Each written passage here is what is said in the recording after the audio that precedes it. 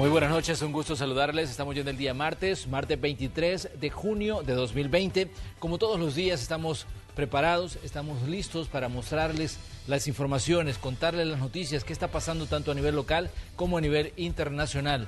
Hoy pues tenemos a Roxana Webb que nos acompaña desde casa. Roxana, buenas noches, ¿cómo estás?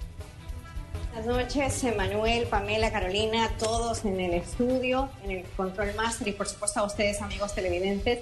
Qué gusto estar con ustedes. Recuerden que nos encontramos en una situación complicada a nivel nacional e internacional por el COVID-19 y la Red Salvadoreña de Medios con su compromiso con seguir indicaciones, conseguir recomendaciones y también el teletrabajo. Ustedes, amigos televidentes, ya lo han visto con otros programas que se están haciendo desde casa, pues han tenido a bien designar a cierto personal para también continuar, cierto personal de prensa para continuar también trabajando así desde casa. Así que para mí es un gusto saludarlos a todos ustedes y por supuesto, amigos televidentes, bienvenidos. Buenas noches, Roxana. Así es, una buena implementación para que nosotros demos el ejemplo y para que usted también lo tome en cuenta y así practiquemos el distanciamiento social y pronto podamos salir de esta pandemia. De esta forma nosotros vamos a iniciar con nuestros titulares. Bienvenidos. Mira, la situación es sumamente crítica y sumamente delicada. ¿Verdad? El día de ayer, solo el día de ayer se realizaron 26 inhumaciones por COVID-19. Confirmado o presunto. El alcalde de San Salvador reveló importantes datos sobre la cifra de entierros bajo protocolo de COVID-19 que se han realizado en la capital en las últimas horas y desde que inició la pandemia. Se genera nuevo cruce de palabras entre el presidente Nayib Bukele y la Sala de lo Constitucional del órgano judicial por la petición del mandatario de que se le devuelvan facultades para atender la emergencia del coronavirus. Salvadoreños que llevan hasta 3 meses sin poder pagar la factura de energía eléctrica llegaron hoy a las distribuidoras del servicio en busca de una alternativa. Muchos de ellos se quedaron sin empleo o vieron reducidos sus sueldos como efecto de la pandemia. Hoy inició el ingreso gradual de polvo del Sahara, fenómeno que podría ocasionar enfermedades respiratorias y la disminución de lluvias. Conozca más al respecto. Tenemos información actualizada sobre la afectación del terremoto de 7.1 grados registrado en México y que incluso activó las alertas de tsunami en varios países. Bien, vamos al detalle de las informaciones que tenemos para esta noche de martes 23 y vamos a comenzar revisando las estadísticas de casos de COVID-19. Ya escuchábamos algunos datos alarmantes sobre lo que está ocurriendo, pero estas son las cifras oficiales. Las autoridades han reconocido que hay un subregistro de fallecidos y también puede haber uno de personas contagiadas con esta enfermedad. Pero por hoy la cifra global de casos que maneja la página oficial del gobierno es de 4.973 desde que comenzó este problema allá por marzo. De este total, 2.847 personas se han recuperado. Y a esto pues sumamos otros datos, 113 personas han fallecido y en este momento, en este preciso momento de este 23 de junio, 2.013 personas están pues enfrentando a la enfermedad, luchando por su salud. A esto le sumamos otra información que es preocupante, el número de casos sospechosos, 4.572, esa cifra que aparece ahí y que está en líneas punteadas y que nos dice que son 4.572 las personas que tienen algún síntoma o han tenido contacto con personas contagiadas. El total de pruebas que El Salvador ha realizado desde que esto comenzó, 145.341. El dato alentador de esta noche de martes 23 es ese número 33 que está justo a un costado, porque ese es el número de personas que hoy han recuperado la salud o que hoy el personal médico les ha dicho que se van de alta, que ya vencieron a la enfermedad. Pero revisemos los casos del resto de personas que todavía están luchando contra este problema. En estado crítico se encuentran 143 salvadoreños. En una condición que es grave también se encuentran 272. En una situación moderada se encuentran un número de 492. En condición estable se encuentran 543. Y asintomáticos, ahí tenemos pues es un número bien elevado, 563. Ese es el panorama en cuanto a casos de COVID-19 en El Salvador a este día, a este 23 de junio. Las muertes por casos sospechosos o confirmados por COVID-19 aumentaron en San Salvador, esto según lo confirmó el alcalde Ernesto Mason. En el cementerio municipal La Bermeja en San Salvador ya fueron enterrados los cuerpos de 335 personas que murieron por COVID-19 o con sospecha del mismo coronavirus desde que inició la pandemia en el país. Solo el lunes 22 de junio fueron inhumados los restos de 26 personas en la capital, sin contar los cementerios privados, según confirmó el alcalde Ernesto Mason. Mira, la situación es sumamente crítica y sumamente delicada. ¿Verdad? El día de ayer, solo el día de ayer se realizaron 26 inhumaciones por COVID-19 confirmado o presunto. Solo aquí en el cementerio La Bermeja, no todos de San Salvador, porque estamos apoyando a municipios de otras partes del país que no tienen las condiciones para poder realizar las inhumaciones con los protocolos establecidos o que no tienen espacio en sus cementerios municipales. El alcalde capitalino prevé que en las próximas semanas la cifra de casos se eleve por la tendencia mostrada en los últimos 15 días y debido a la finalización de la cuarentena. Hoy probablemente va a ser un dato similar. La semana pasada estuvimos con un promedio como de 18. Esta semana vamos a estar, se prevé un promedio entre 25 y 30. Y la siguiente semana, que ya es el efecto de la post-cuarentena, inicia la siguiente semana, pues probablemente vamos a subir mucho más. Es una situación verdaderamente tremenda. En el país no hay más cuarentena obligatoria, solo de carácter voluntaria, y las fases de reapertura económica no cuentan con el respaldo de ninguna ley, tras la falta de acuerdo entre los diferentes sectores políticos. Según Mason, el error fue de todos los actores por no buscar un común acuerdo. Yo creo que han fallado todos, ¿verdad? Porque esto debió ser un consenso de todas las partes. Gobierno central, gobiernos locales, Asamblea Legislativa, Corte Suprema de Justicia y sociedad civil organizada, sector privado, etc. Ha faltado de todos esa voluntad y esa vocación de lograr un acuerdo y un consenso de país de cómo podemos enfrentar juntos esta situación. De momento, San Salvador es el municipio con mayor cantidad de personas contagiadas, con una cifra cercana a los 900 casos positivos reportados en la estadística oficial del gobierno. El global de casos positivos ronda los 5.000, pero más de 4.500 casos adicionales son sospechosos del COVID-19. Néstor Hernández, Noticiero Hechos.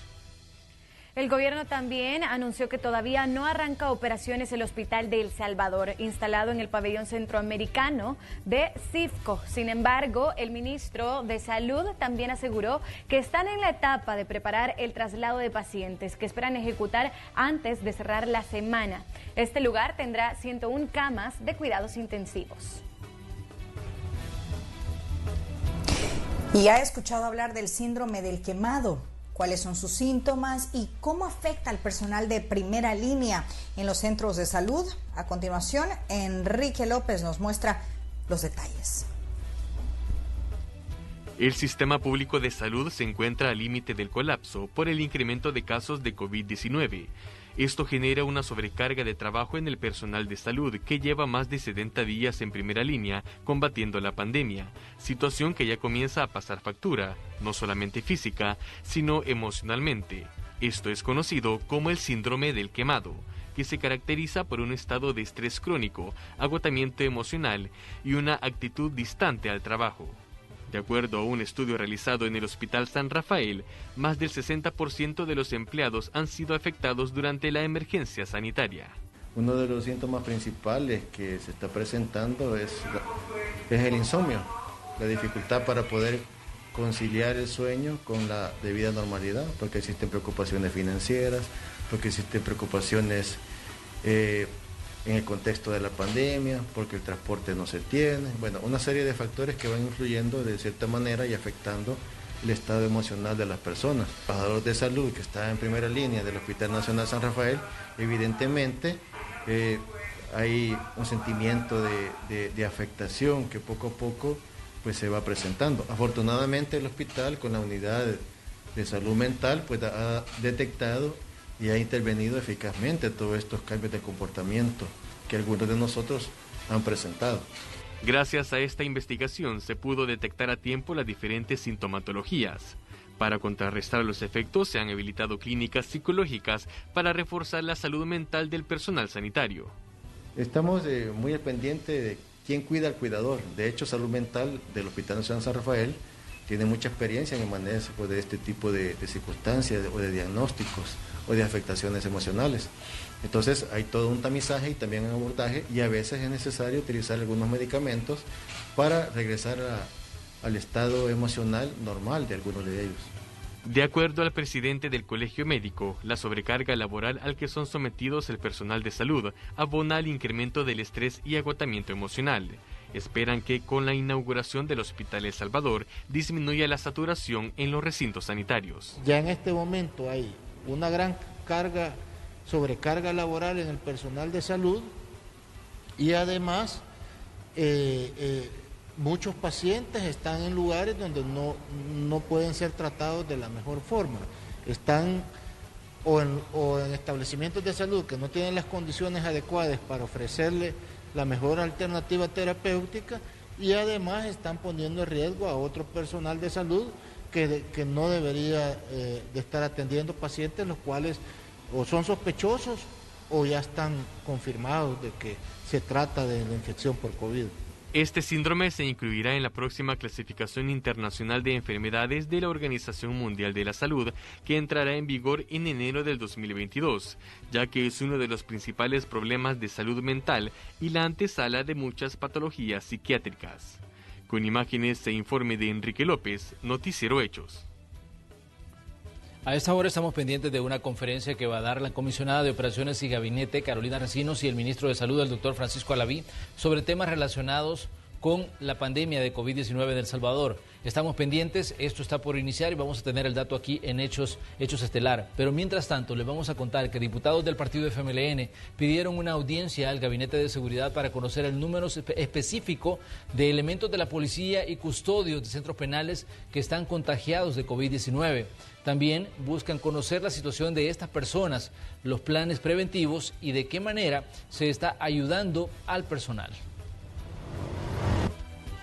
Venimos a solicitar por escrito una audiencia al ministro de Justicia y Seguridad Pública para intercambiar con él algunos aspectos importantes que está sucediendo en el ramo de seguridad. En el marco de la pandemia por COVID, el director de la Policía Nacional Civil ha mencionado que existen más de 600 casos de policías que han salido positivos, y así también en otras dependencias de este ministerio como Migración y Extranjería, los custodios de centros penales y, como ya lo mencioné, la Policía Nacional Civil. Por lo tanto, nosotros queremos intercambiar con él, que nos dé los datos de primera mano, cómo está la situación, cómo los están tratando. Y el ministro de Salud, Francisco Alaví, realizó un recorrido por el Hospital Psiquiátrico Dr. José Molina Martínez, ubicado en el municipio de Soyapango. El objetivo fue verificar que se estén cumpliendo los protocolos necesarios en los pacientes diagnosticados con COVID-19 y a la vez entregar equipos de bioseguridad para el personal. Mascarillas KN95, también tenemos mascarillas quirúrgicas, trajes de protección nivel 3, hemos traído también botas para poder hacer todo este equipo de seguridad que se necesita para entrar. Hemos también hecho llegar medicamento, hidroxicloroquina, hemos hecho llegar también medicamento como la citromicina, también termómetros, láser para poder hacer el control de la sintomatología. Se ha hecho una aporte directamente hacia el personal de primera línea, con lo cual el personal va a tener la certeza de contar con todo el equipo de protección personal que se necesita para el manejo de la pandemia. Y fíjense que el secretario general del FMLN sostiene que no se mantiene un enfrentamiento entre la Asamblea Legislativa y el Ejecutivo, esto a pesar de las diferencias en el manejo de la pandemia del COVID-19 en El Salvador. El presidente debe dejar de payasear en eso. Yo creo que devuélveme facultades. ¿Cuáles facultades? Si el Ejecutivo tiene muy claras sus facultades a nivel constitucional, la Asamblea no le puede regresar facultades a nadie que no las tiene. Así reaccionó el secretario general del FMLN, Óscar Ortiz, a la carta abierta que el presidente Nayib Bukele envió a la Asamblea Legislativa y la Corte Suprema de Justicia para que, según el mandatario, le regresen al Ejecutivo las atribuciones constitucionales para regular la movilidad de los salvadoreños ante un posible incremento de los casos de coronavirus. Ortiz sostiene que esto es el resultado de las decisiones del gobierno al poner la estrategia sanitaria en manos de personas no profesionales. No se ha escuchado a los verdaderos profesionales, no hay un plan articulado y entonces hoy estamos con que ya llevamos 100 días de periodo especial y en vez de bajar la curva lo que ha hecho es que se ha incrementado. Ha llegado el momento de hacer un rompimiento de esa estrategia equivocada y de hacer un alto, reflexionar y retomar rápidamente los verdaderos protocolos sanitarios que permitan hacerle frente a esta situación que tenemos en este momento, que posiblemente sea el periodo más delicado que está viviendo el país.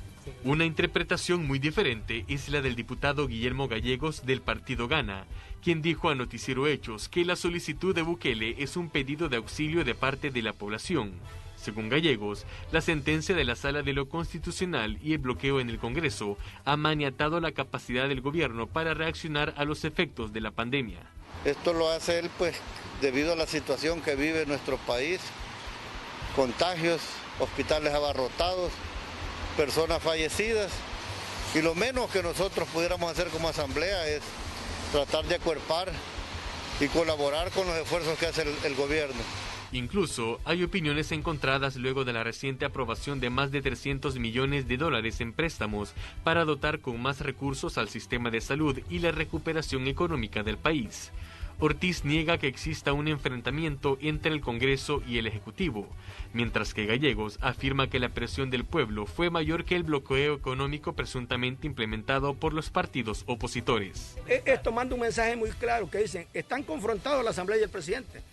Nosotros no estamos confrontados ni con el presidente ni con el gobierno. Nosotros vamos a seguir apoyando todo aquello que sea bueno, como FMLN. Y como fracción del FMLN, el mandato que tiene nuestra fracción es de apoyar todo aquello que sea correcto. Y es tan así que el día de ayer aprobamos 3 decretos importantes. Ellos están aplicando un método de asfixia económica, inventándose cualquier pretexto para no dar los votos. Y yo creo que la presión, la situación los ha obligado el día de ayer a votar y aprobar esto. Óscar Ortiz aplaude la decisión del Parlamento al crear un comité de vigilancia de la gestión pública que supervise el uso de los fondos de emergencia utilizados por el gobierno. Con imágenes e informe de Enrique López, Noticiero Hechos. Hay datos que están manejando agencias internacionales a esta hora y es que Centroamérica suma ya 91.087 casos de COVID-19 si sumamos los casos activos y los casos que han sido detectados en toda la región. Un dato preocupante, pues sabemos que la situación es difícil en todos los países de la región. Vamos a ir a una pausa, pero como les decíamos, estamos pendientes de una conferencia de prensa del gabinete del presidente de la República, Nayib Bukele, específicamente de la comisionada de Operaciones y Gabinete, Carolina Recinos, y también del doctor Francisco Alaví, que van a dar datos sobre el tema de la pandemia. Así que les pedimos que sigan con nosotros. Regresamos enseguida.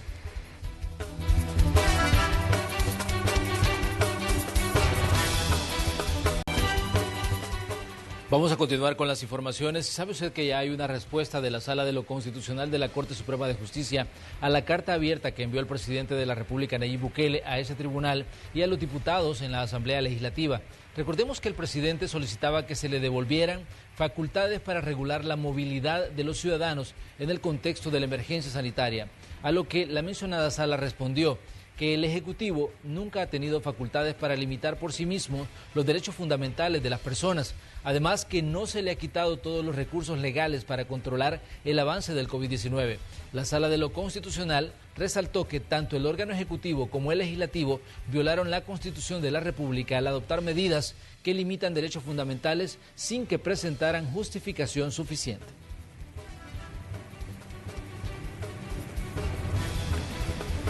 Bien, y en su cuenta en la red social Twitter, el presidente de la República reaccionó a esto que publicaba la Corte. Está claro, dijo el presidente, los magistrados de la Sala de lo Constitucional no entienden 3 principios básicos o no quieren entender. Primero, decía el mandatario, el derecho de uno termina donde empieza el del otro. Alguien puede tener derecho de ir a donde quiera, pero no si pone en riesgo el derecho a la vida del otro. En segundo lugar, decía, los derechos fundamentales y constitucionales a la salud y a la vida están muy por encima del derecho a la circulación o al libre tránsito. No todos los derechos tienen igual ponderación.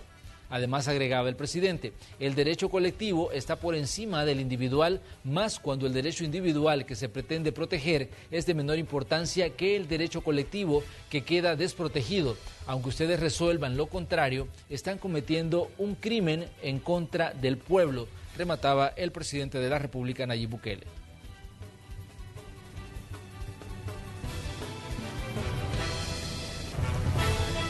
Bien, tenemos más información. A esta hora, como les decíamos, estábamos pendientes de una conferencia de prensa de la comisionada de Operaciones y Gabinete y también del ministro de Salud, el doctor Francisco Alaví, y están dando datos respecto al tema de la pandemia y a todo lo que está ocurriendo. Sabemos que hemos recibido pues mucha información en estos últimos días y hemos visto también cómo los casos han incrementado y además los fallecimientos.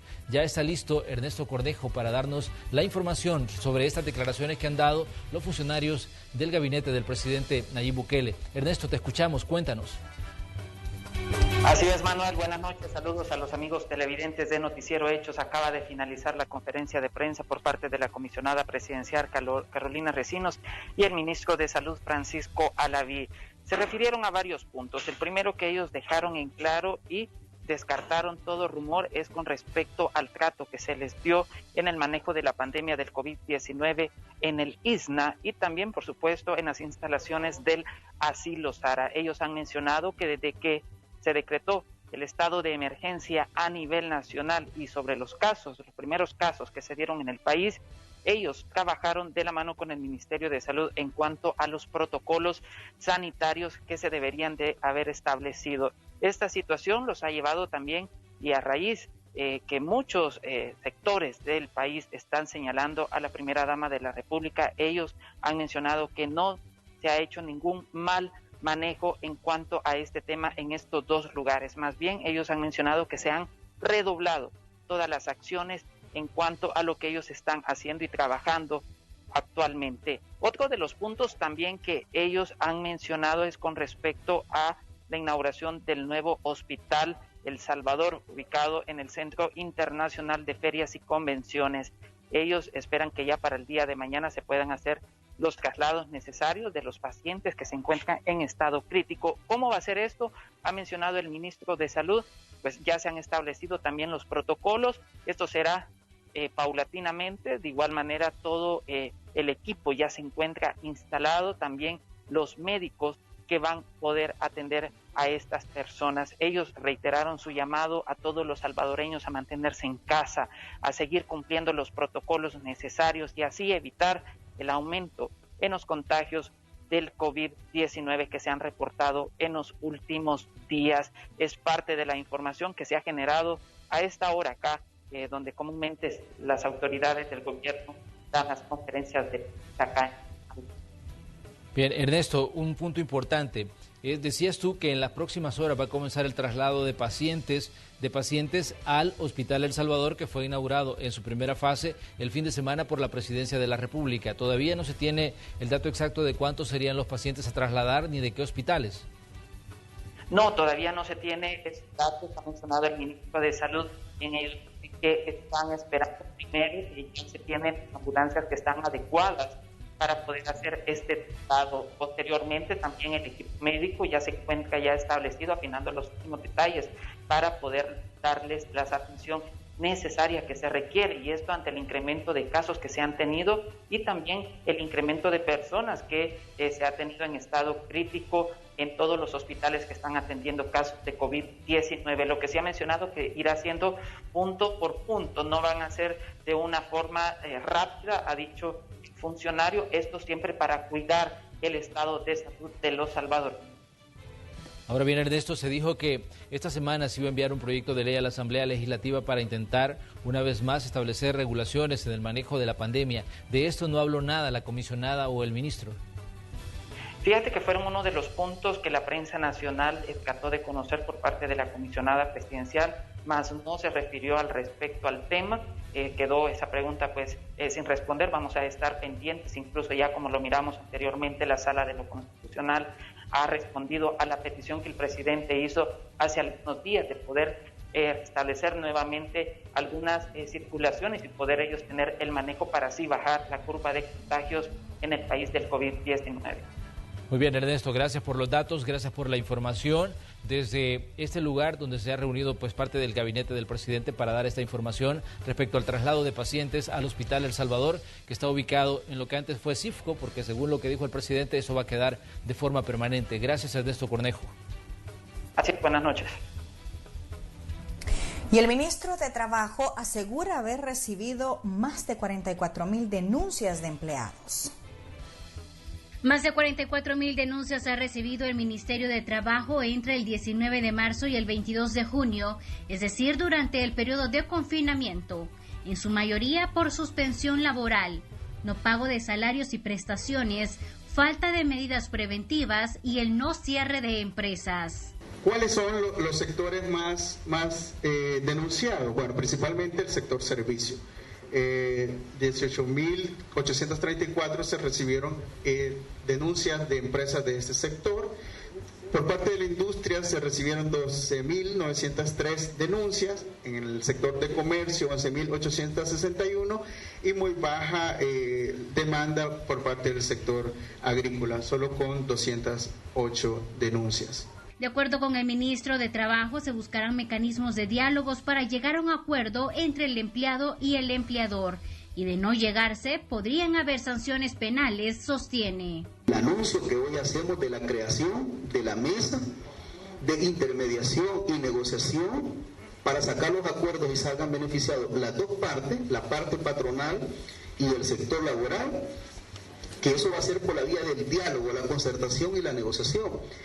Toda aquella parte patronal que se niegue al diálogo y a la negociación, ya estamos preparados con nuestro departamento jurídico para recurrir a los tribunales competentes. Asimismo, la institución hizo el lanzamiento de la plataforma servicios.mtps.gov.sb para denuncias por cálculos de despidos, indemnización, entre otros servicios, para evitar aglomeraciones en la institución. Esta es la primera herramienta que hemos digitalizado en la cual la población, y no solamente la población, sino que las personas pagadoras en las empresas pueden hacer uso y hacer fácilmente una hoja de cálculo, ¿verdad?, para pago de indemnización, si es que se desea hacer así, o un ciudadano que desea aplicar al beneficio de retiro económico por retiro voluntario. Los departamentos que han recibido la mayor cantidad de denuncias son, en primer lugar, San Salvador con más de 24,000, seguido por La Libertad con más de 10,000 denuncias. Con imágenes e informe de Marcela Rivera. Y si la gripe te va muy mal, les recomendamos que tomes Sudagrip, que tiene una familia de antigripales y poseen elementos necesarios para aliviar esos síntomas de la gripe y poder descansar. Sudagrip lo puedes encontrar en farmacias, tiendas y también supermercados de conveniencia más cercanos. La vida, sin duda alguna, es mejor sin gripe. Un producto de laboratorio Spile. Vamos a continuar con la información y queremos comentarles que salvadoreños que llevan varios meses sin poder pagar la factura de electricidad acudieron a las distribuidoras del servicio en busca de una alternativa para saldar la deuda. Muchos de ellos perdieron su trabajo o vieron también reducidos sus ingresos desde que inició esta pandemia. Conozcamos. Doris Elizabeth Díaz es empleada doméstica. La crisis por coronavirus la dejó sin trabajo a ella y a su familia. Durante la emergencia no obtuvo ingresos y no pudo pagar compromisos como el recibo de la energía eléctrica. Ella decidió postergar el pago y ampararse al decreto que le daba el beneficio de prórroga durante 3 meses. Bueno, ahorita no sabemos hasta que podamos cancelarlo y que Dios lo dé para poder cancelar. ¿Ve? ¿Y cuánto es lo que adeuda todavía? Como 100 y ficha. ¿En 2 recibos? 3, en los 3 recibos.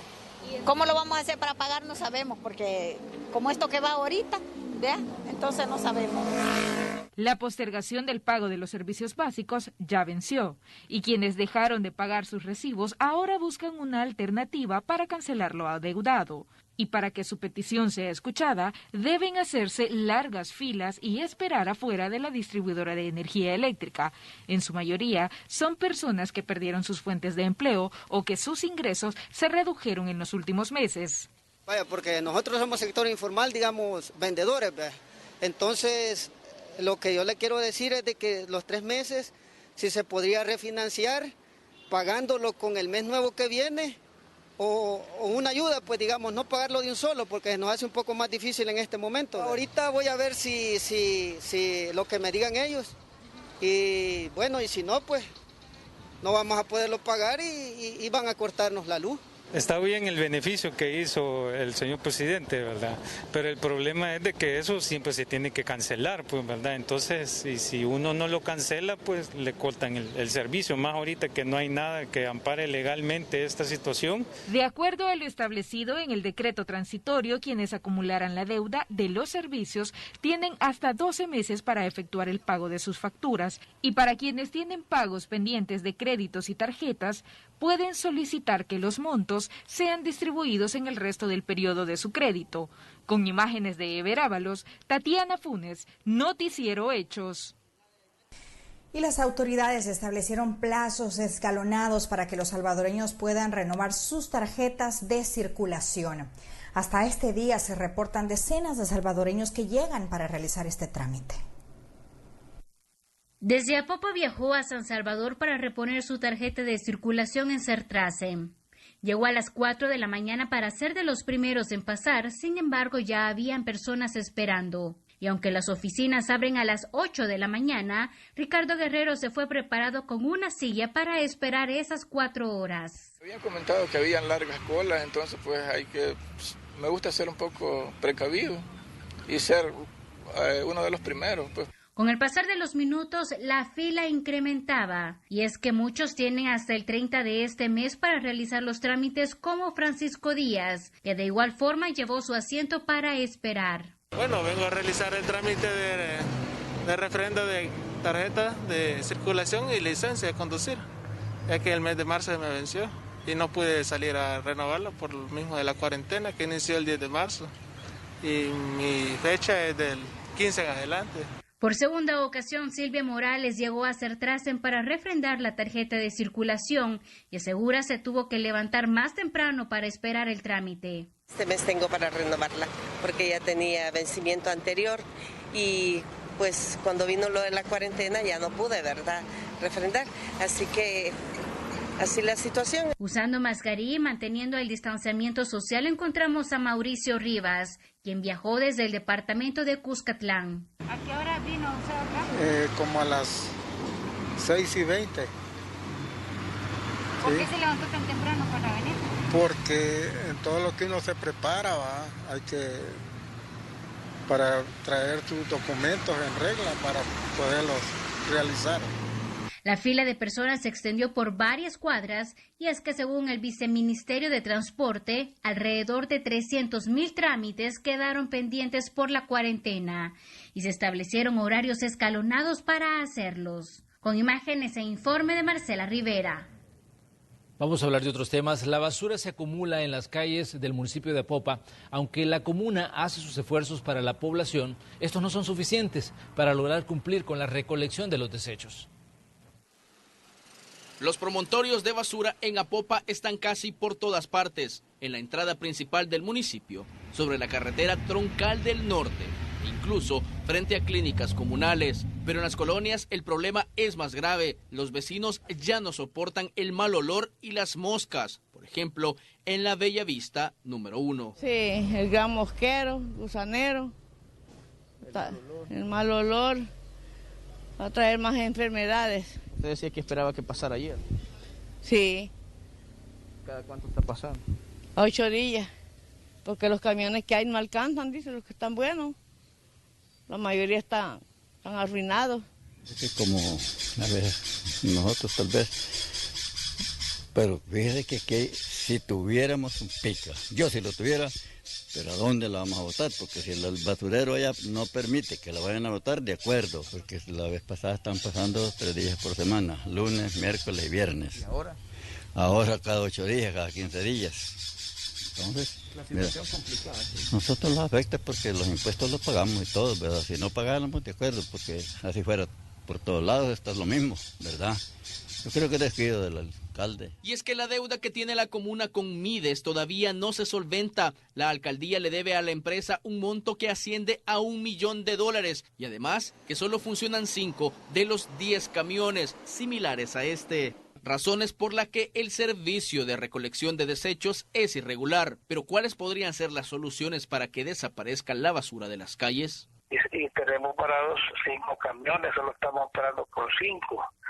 Entonces, pero ya hoy que ya regresamos a trabajar, ya se compró una parte y estamos ya para comprar los demás, así que por esa razón ha sido así. Pero hay un detalle importante que ellos nos dan la oportunidad de hacer un plan de pago, ¿verdad? De recibirlos también los camiones que tenemos nosotros. Lo que pasa es de que el consejo algunos se han opuesto ahí, ¿va? Esta semana el Consejo Municipal podría decidir cuál es el monto que se destinará para afrontar la situación de salubridad que agobia a los apopenses. Con imágenes de Roberto Martínez, Inmar Batres, Noticiero Hechos. También comentarles que el Ministerio de Educación inició con la entrega de 9,000 computadoras a docentes certificados para impartir clases en línea. Ernesto Cornejo nos cuenta más. Google Classroom es la modalidad que ha adoptado el Ministerio de Educación para facilitar las clases virtuales en el país mientras dura la emergencia por el COVID-19.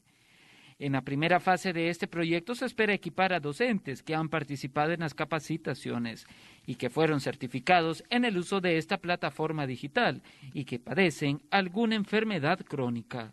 Hemos seleccionado a los docentes que tienen más dificultades y que a pesar de sus dificultades han terminado su curso de Google Classroom. ¿Cuáles son las dificultades que tienen estos 9,000 docentes? Son docentes que no tienen computadora, que han recibido su curso a través de un teléfono o de una computadora prestada. O son docentes que tienen alguna enfermedad crónica, que van a ser los últimos que van a regresar a clases y por tanto este instrumento para ellos es vital. Una de las primeras docentes beneficiadas fue Melba Marisol Rodríguez, quien ha ejercido su profesión por 36 años y hoy sustituirá su teléfono celular por una moderna computadora. Agradeció el esfuerzo que están haciendo para que los estudiantes sigan con sus clases. A propósito, que le ayude a uno como docente a hacer mejor su calidad de enseñanza, ¿verdad? Y a los estudiantes va a ayudar también bastante, de mucho, ¿verdad? Porque a través de lo virtual, pues nosotros vamos a dar mejor nuestras clases, ¿verdad? De acuerdo a las autoridades, se ha invertido $2.7 millones con esta herramienta tecnológica y esperan que los estudiantes puedan tenerla en los próximos meses. Este es un informe para Noticiero Hechos, de Ernesto Cornejo. Con un 92% de opinión favorable, el presidente de la República, Nayib Bukele, encabeza la lista de las personalidades del país que mejor evaluadas están por la población. Esto ante el manejo de la pandemia del coronavirus, así lo revela la más reciente encuesta de la firma Sid Gallup, es decir, que 9 de cada 10 salvadoreños lo aprueban. El presidente es seguido por el alcalde de San Salvador, Ernesto Mason, con un 59%, mientras que las personalidades con opinión desfavorable son el ex vicepresidente y actual secretario general del FMLN, Óscar Ortiz, con un 66% negativo, y el expresidente de la Asamblea Legislativa y ahora diputado Norman Quijano con un 74%. El sondeo de opinión fue mediante llamadas telefónicas y se realizó a un total de 1.200 salvadoreños. También se les cuestionó cuál es el partido político de preferencia suyos. El 45% manifestó que ninguno, el 38% que Nuevas Ideas, el 6% que Gana y Arena y finalmente el FMLN con un 3% de preferencia. Los representantes de la consultora informaron que el margen de error de la encuesta fue de un 2.8% y de confiabilidad de un 95%. Vamos a comerciales, pero continúe con nosotros. Tenemos más aquí en Noticiero Hechos.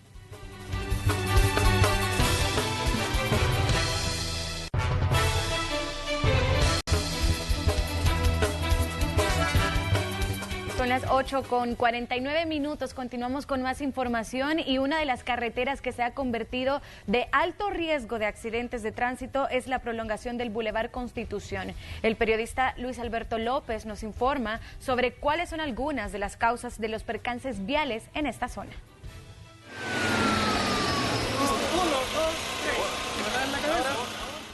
Esta zona de la prolongación del Boulevard Constitución, que intersecta con el redondel Integración, se ha registrado con frecuencia accidentes de tránsito, algunos con saldos fatales. Tranquilo, don David. ¿Puedes tirar tomando presión, pulso, respiraciones. ¿Tienen datos?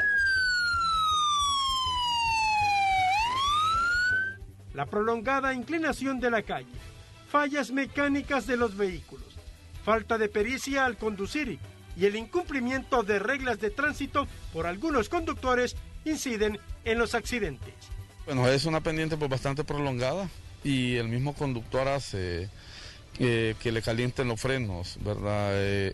Porque van en exceso de velocidad, de igual manera pues ponen la palanca al centro, independientemente sea un vehículo tipo sedán o algunos camiones, y esto pues quiera o no es una carretera pues de alto riesgo, y sobre todo pues ya a la hora que realmente se necesita frenar, que es ya llegando ya lo que es al redondel, esto pues lastimosamente ya no les vienen a favorecer los frenos, y ahí es donde se vienen a dar este tipo de accidentes.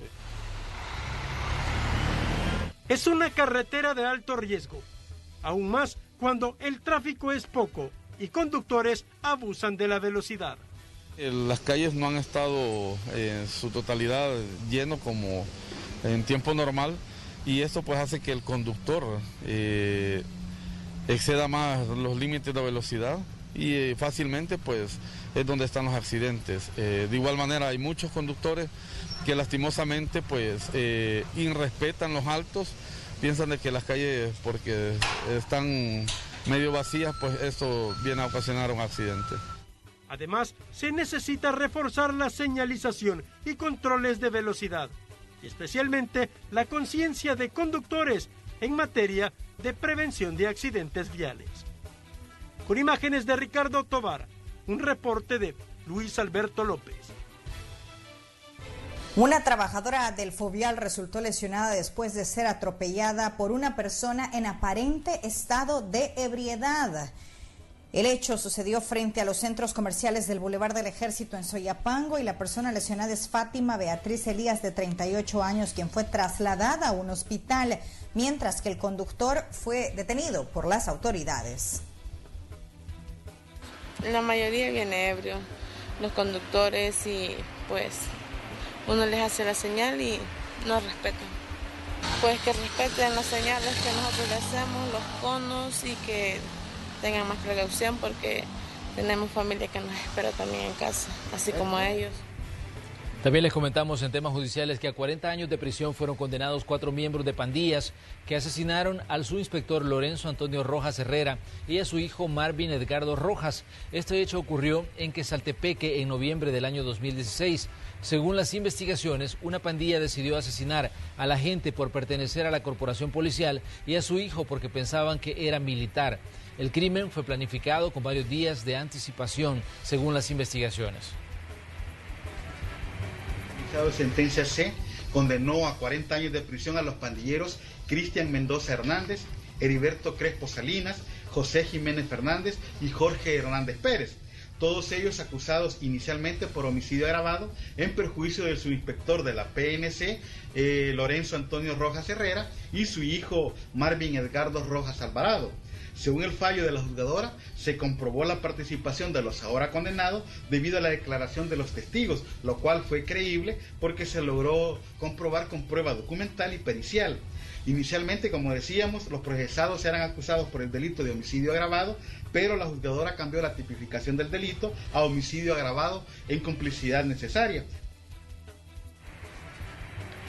Y en más temas, el Registro Nacional de las Personas Naturales está entregando constancias para los jóvenes que ya cumplieron 18 años y que por la cuarentena pues no han podido tramitar su documento único de identidad. La mayoría de estas solicitudes son para trámites universitarios. Sin embargo, esto no los acredita para entrar en el padrón electoral, pero se está trabajando para formar un plan que permita preenrolar a los 45.398 jóvenes que se tienen registrados. La constancia es únicamente para efectos de identificación. Ahora, para poderse inscribir en el padrón, nosotros estamos trabajando todavía una plataforma que se está discutiendo con la Junta de Vigilancia Electoral, con el Tribunal Supremo Electoral, ya que presencialmente no se pueden aperturar todavía los DUI centros. Instancias en general tenemos 25.344, pero ahí van incluidos todas las personas que no han podido renovar el DUI, que se les ha perdido, que lo tienen deteriorado, que lo tienen vencido, e inclusive también los jóvenes. El Instituto Salvadoreño del Migrante reaccionó a la suspensión temporal de visas de trabajo que hizo el presidente de los Estados Unidos, Donald Trump. Además de permisos temporales como las Green Card, el gobierno norteamericano argumentó que es para asegurar los empleos de sus ciudadanos, pero los críticos sostienen que se aprovechó de la pandemia del COVID-19 para endurecer las medidas migratorias. Es un claro mensaje de lo que puede ser de aquí en adelante una política migratoria más directa y más profunda para la población migrante. El mensaje va dirigido a suspender todas las solicitudes de visas laborales que quieran entrar a Estados Unidos. Gran mensaje para los gobiernos que tenían en sus planes una política de migración ordenada. Y para los trabajadores migrantes irregulares, el mensaje está claro. Ya la entrada a Estados Unidos es difícil. Ya las oportunidades laborales en Estados Unidos son más difíciles. Pareciera ser que estamos al inicio del fin del sueño americano que habíamos construido todos, que Estados Unidos era un país de oportunidades. Y preste mucha atención porque ante algunas denuncias recibidas, el Banco de Desarrollo de El Salvador alerta a los empresarios y al público que los servicios que ofrece son de forma gratuita. De acuerdo a la institución, personas irresponsables están ofreciendo sus servicios de intermediación para obtención de créditos otorgados por Bandesal y exigiendo el pago de dinero en concepto de comisiones, valúos y otros gastos relacionados al otorgamiento de créditos. Bandesal aclara que no cobra ninguna clase de cargo o comisión al usuario y la atención de las solicitudes son gestionadas entre el personal y también los solicitantes sin la participación de terceros que no laboren en la institución. Cualquier información puede contactarse con Bandesal al teléfono 2592-1100 o también puede ser al correo bandesal.gov.sb o también puede optar por el WhatsApp que es el 7055-7527.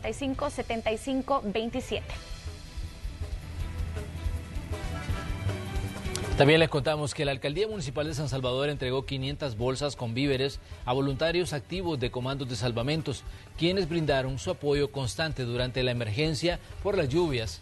Amanda y Cristóbal, recordemos que estas fueron las tormentas que afectaron al país en las últimas semanas. Esta institución de socorro además trabaja en jornadas de prevención de enfermedades como dengue, chikungunya y zika con la entrada de la época de lluvias al país. Hasta ahorita no hemos descansado, ¿verdad?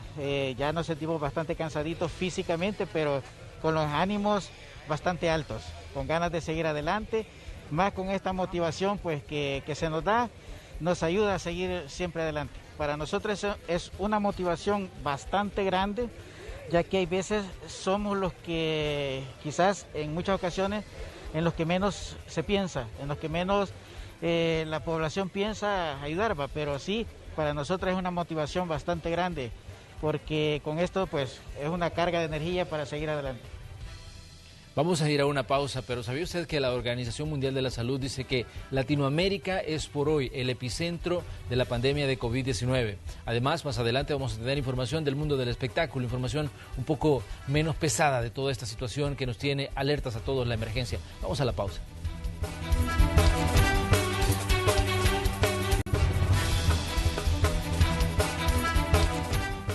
Vamos con más información. La pandemia del coronavirus continúa registrando un incremento en el número de infecciones a nivel mundial. Según la Organización Mundial de la Salud, América Latina es hoy el epicentro de esta enfermedad.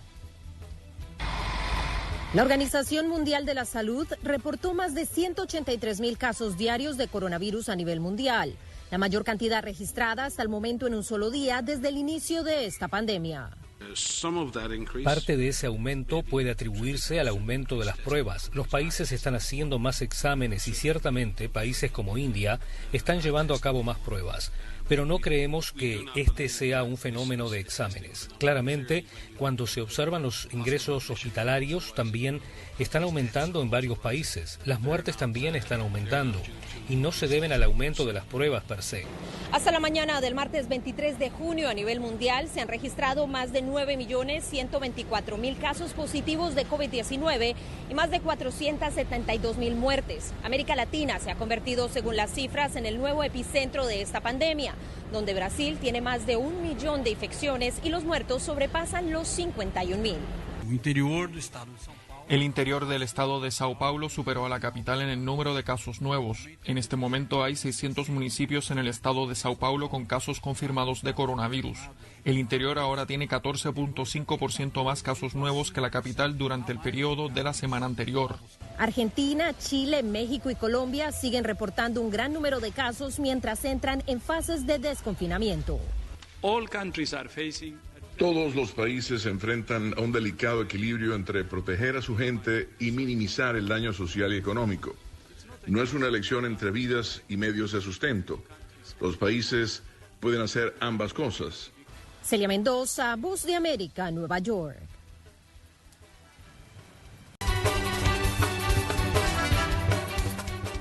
Daños materiales y un fallecido se reportan después de un fuerte sismo registrado en México.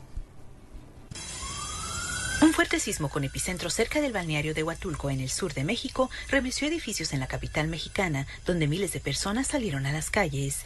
El presidente Andrés Manuel López Obrador dijo que se había reportado la muerte de una persona a causa del derrumbe de un edificio en Huatulco. Al menos una persona resultó herida. En Huatulco, un destino vacacional de playas y surfistas localizado en el estado de Oaxaca, el sismo tumbó productos de las tiendas y causó grietas en algunos edificios.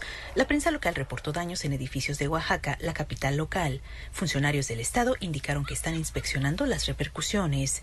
En la Ciudad de México, algunas zonas quedaron sin energía eléctrica. No se indicó de inmediato la magnitud de los daños ahí. Grupos de personas deambulaban cerca de calles y aceras en algunos vecindarios de la capital aproximadamente una hora después del terremoto. Muchos no llevaban cubrebocas, a pesar del llamado de las autoridades locales a usarlos para frenar la propagación del coronavirus. El Servicio Geológico de Estados Unidos dijo que el sismo de magnitud 7,4 se produjo a las 10:29 hora local, en la costa del Pacífico, a una profundidad de 26 kilómetros. Se sintió en Guatemala y todo el centro y sur de México.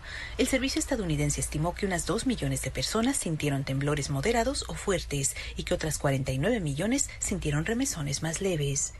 Rosalba Ruiz, Associated Press. Y China lanzó el último satélite en su sistema propio de geolocalización que busca competir con el estadounidense GPS. China lanzó el martes el último satélite de su red Beidou, similar al estadounidense Sistema de Posicionamiento Global GPS, y dio un paso más para convertirse en una importante potencia espacial. El lanzamiento se retransmitió en vivo desde la base de Xichang, en las montañas del suroeste de China, poco antes de las 10 de la mañana. Una media hora después, el satélite entró en órbita y desplegó sus paneles solares para obtener energía. La tercera generación del sistema de navegación por satélite Beidou promete ofrecer cobertura global para navegación y medición de tiempo. Es una alternativa al sistema ruso GLONASS y el Galileo europeo, además del estadounidense GPS. El programa espacial chino ha avanzado con rapidez en las últimas 2 décadas. El país ahora domina campos como el procesamiento de datos 5G. Aunque China dice que quiere cooperación con otros sistemas de navegación por satélite, Beidou pudiera eventualmente competir con GPS y otros sistemas de la misma forma en que los productores chinos de celulares y otros fabricantes de equipo sofisticado compiten con sus rivales extranjeros. Y cuando quedan poco más de 4 meses para las elecciones presidenciales en los Estados Unidos, Donald Trump visita la zona fronteriza con México para celebrar la construcción de 300 kilómetros del muro fronterizo. La cuestión migratoria centró la campaña de Donald Trump en los comicios de 2016 que le llevaron a la Casa Blanca. Construiremos un gran muro en la frontera sur. 4 años más tarde, el presidente viaja hasta la frontera con México en Arizona para celebrar la milla 200 de muro, 322 kilómetros que representan poco más de la mitad de la extensión total que la administración se ha propuesto construir para finales de año. Sin embargo, apenas se han alzado 5 kilómetros de muralla nueva. El resto son reemplazos y mejoras de la barrera que ya existía.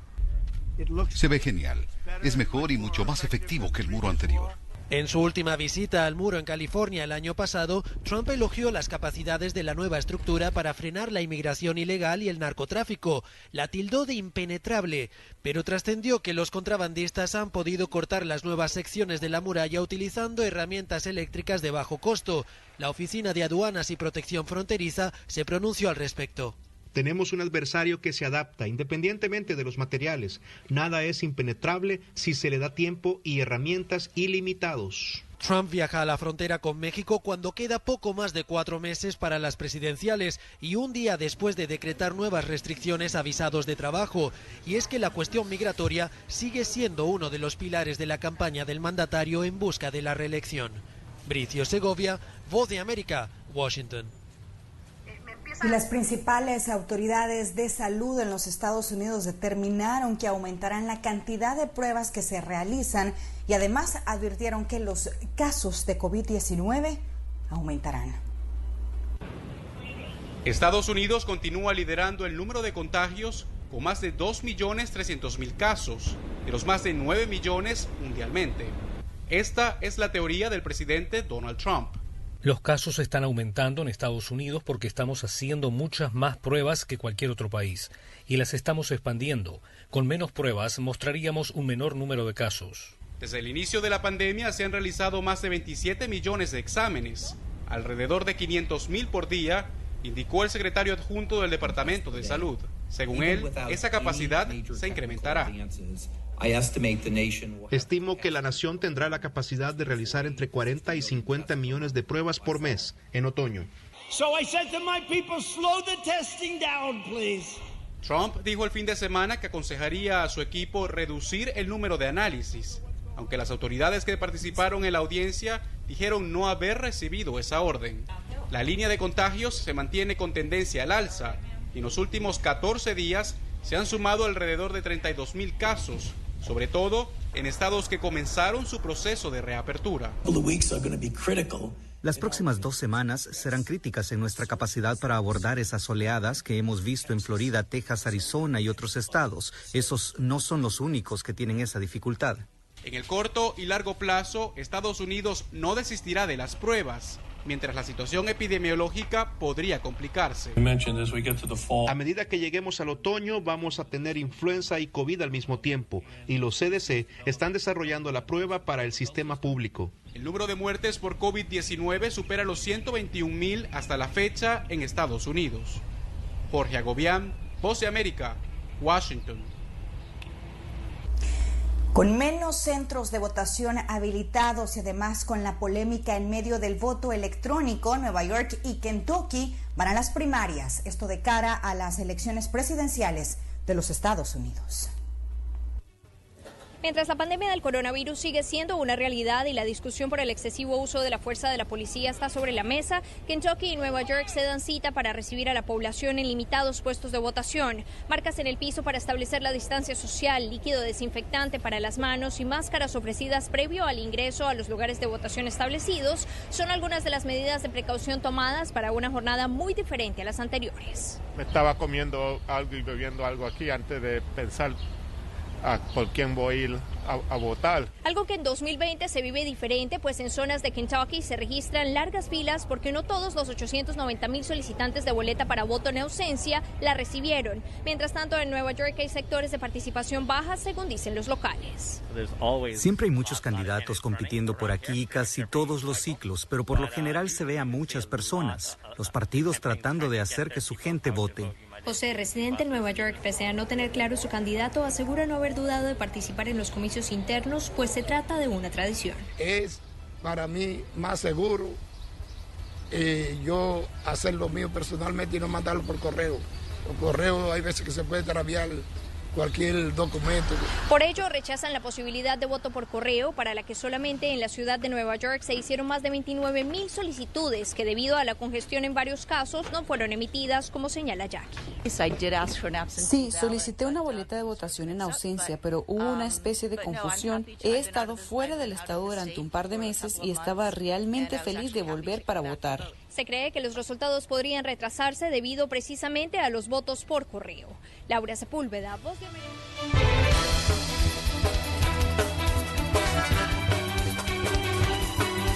Bien, así estamos llegando al final de esta entrega de Noticiero Hechos. Llueve aquí en Antiguo Cuscatlán y en buena parte del territorio nacional. Hay denuncias o hay avisos de árboles caídos en algunas carreteras. Les pedimos a ustedes que tomen las precauciones del caso y por favor traten de cuidarse mucho ante esta situación que estamos viviendo con esta enfermedad, la COVID-19. Así es, siempre lo hemos mencionado, esta pandemia, el COVID-19 no es un juego, así que no nos cansamos de pedirle que por favor tome las medidas indicadas. Los esperamos mañana como siempre a las 8 de la noche en Noticiero Hechos. Buenas noches.